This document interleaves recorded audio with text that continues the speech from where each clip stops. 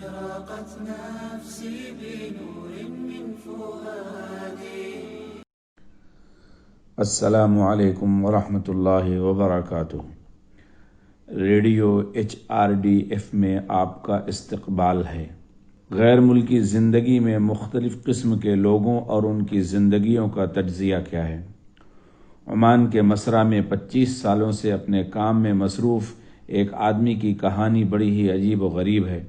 شروعات میں اس کی تنخواہ صرف 50 ریال ہوا کرتی تھی۔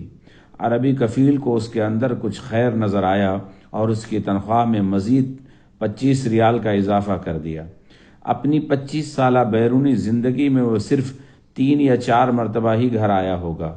اس درمیان اس کی بیٹیوں اور بہنوں کی شادیاں اور رشتہ داروں میں سے بعض کا انتقال بھی ہو گیا تھا۔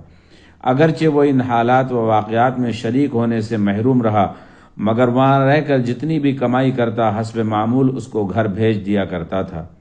خود کو پگھلا دینے والا موم بتی کی طرح ہوتا ہے۔ ان غیر ملک میں کام کرنے والوں کے لیے یہی مقولہ رائج ہے۔ مصرع میں اس کے ساتھ کام کر رہے بہت سے لوگ کام چھوڑ کر چلے گئے اور اب وہی لوگ بڑے بڑے کاروبار کے مالک بن بیٹھے ہیں، لیکن بغیر کسی تبدیلی کے وہ شخص مصرع میں ہی 25 سالوں سے چرواہے کا کام انجام دے رہا ہے۔ کیا اب کام ختم کر کے گھر واپس جائیں گے؟ اس سوال کے جواب میں وہ کہتا ہے کہ ابھی پوتے کی شادی ہے، اس کے لیے کچھ تو کرنا ہی پڑے گا نا۔ غیر ملک میں کام کرنے والے اس مزدور کی کہانی تنہا نہیں ہے۔ ملک اور غیر ملک میں اس طرح کے بہت سارے لوگ موجود ہیں۔ خاص کر جو ہاؤس ڈرائیور یا آفس بوائے کا کام کرتے ہیں، وہ اپنی ملنے والی کم تنخواہ میں بھی مطمئن رہ کر خوشی محسوس کرتے ہیں اور دوسرا کام ڈھونڈ کر وہاں سے نکلنے سے ڈرتے ہیں۔ جو وسائل آرام و آشائش میسر نہیں کرتے اس کی آس میں کوئی گلہ شکوہ نہیں کرتے اور اس پر کوئی بے چینی بھی نہیں، بلکہ موجودہ وسائل پر اطمینان و قناعت کا اظہار کرتا ہے، کیونکہ یہ اسلامی تہذیب میں ایک اعلیٰ صفت کی حیثیت رکھتا ہے۔ لیکن یہ بات قابل غور ہے کہ اپنے پاس موجود وسائل پر قناعت کرنے کا مطلب یہ بالکل نہیں ہے کہ نئے کام اور کمائی کی کوشش نہ کی جائے۔ چیلنجز کا سامنا کرنے کے لیے تیار رہنے والے اور محدود دائرے میں حاشیہ پر کھڑے رہنے والے لوگ کبھی ترقی نہیں کر سکتے۔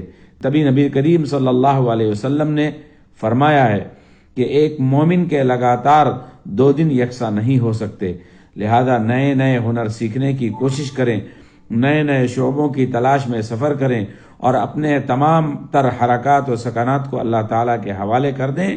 یقیناً کامیابی آپ کے قدم بوسی کرے گی۔ وابتغ فيما آتاك الله الدار الآخرة ولا تنس نصيبك من الدنيا وأحسن كما أحسن الله إليك ولا تبغ الفساد في الأرض إن الله لا يحب المفسدين. أشرقت نفسي بنور من فؤادي.